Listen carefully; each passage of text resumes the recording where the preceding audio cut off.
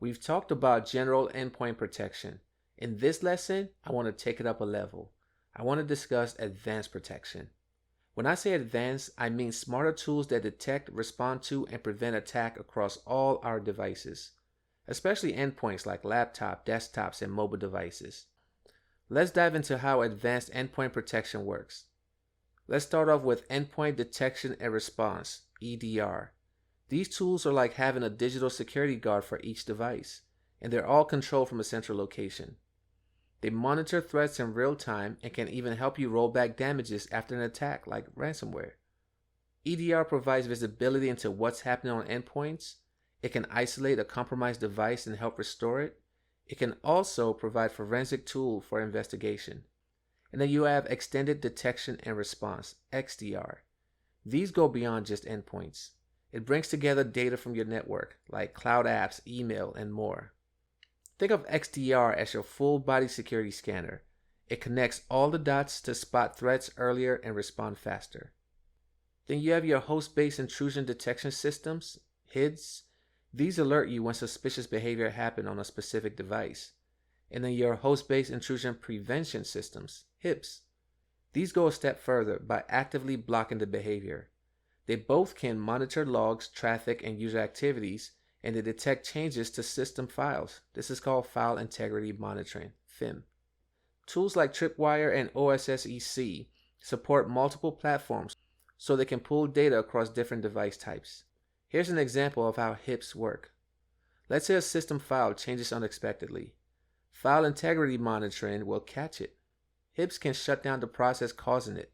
This type of coordination is essential for stopping advanced attacks. Now I want to talk to you about User Behavior Analytics, UBA, and User and Entity Behavior Analytics, UEBA. They monitor how users typically act, and they flag anything unusual. For example, a user who downloads 5 files a day suddenly downloads 500, that's a red flag.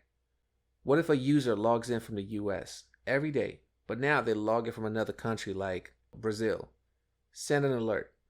UEBA uses AI and machine learning to spot these anomalies and alert your security team. Pretty smart. Now let's talk application control. You use these when you want to stop malware from running. You can use allow list, and these only list applications you're allowed to run, or you can use a block list, and this list shows all apps that can run except those on the list. Security engineers can make changes based on threat hunting insight. Do note, switching from a block list to an allow list is a big move and requires careful planning to not impact users. Once your endpoints are locked down, monitoring ensures they stay that way. If a block port suddenly opens up, that could mean a breach. Monitoring helps to detect deviation, prove compliance, trigger alert for suspicious changes. As for configurations, we can enforce secure configurations by committing to the following. We want to use standard baseline like NIST or CIS. We want to apply with automated tools. We want to monitor continuously. And we want to use change management for updates. If you're in a Windows environment, group policy let you push secure settings to all users and computers in one shot. We're talking about stuff like password policies, software restrictions, firewall settings, etc. It's pretty robust. If you're using a Linux operating system, each file and folder have 3 sets of permissions.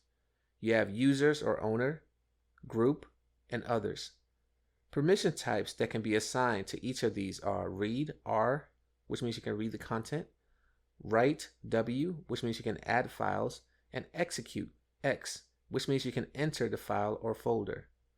And the different file types are D for directory, a dash for regular file, a L for symbolic link.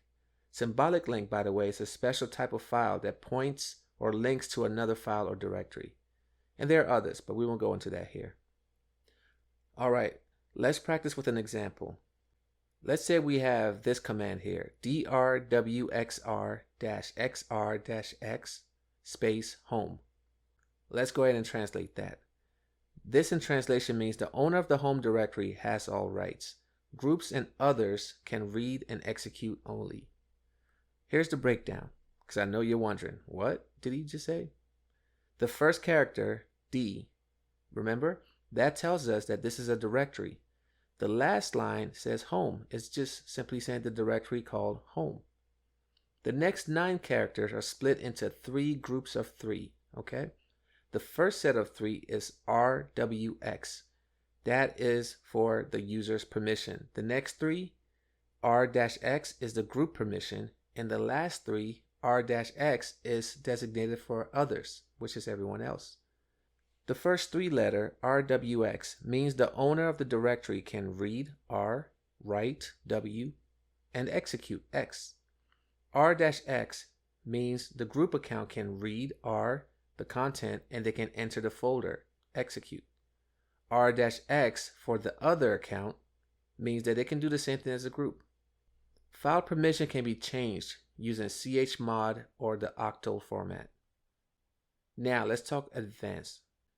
SE Linux uses mandatory access control, MAC, to limit what apps and users can access. It's like a supercharged firewall for the OS itself. When you think of MAC, think of military secrets. A document classified as top secret will remain in that classification regardless of the author. SE Linux is good because it enforces the least privilege rule for processes. It's available on Linux and Android via SE Android. Alright, here's a recap. EDR and XDR, they give deep visibility and fast threat response. HIDS and HIPS, they protect host and spot system level threats. UEBA, they spot risky user behavior automatically. Access control and configuration harden endpoint effectively. And monitoring ensures hardened settings stay enforced. See you in the next one.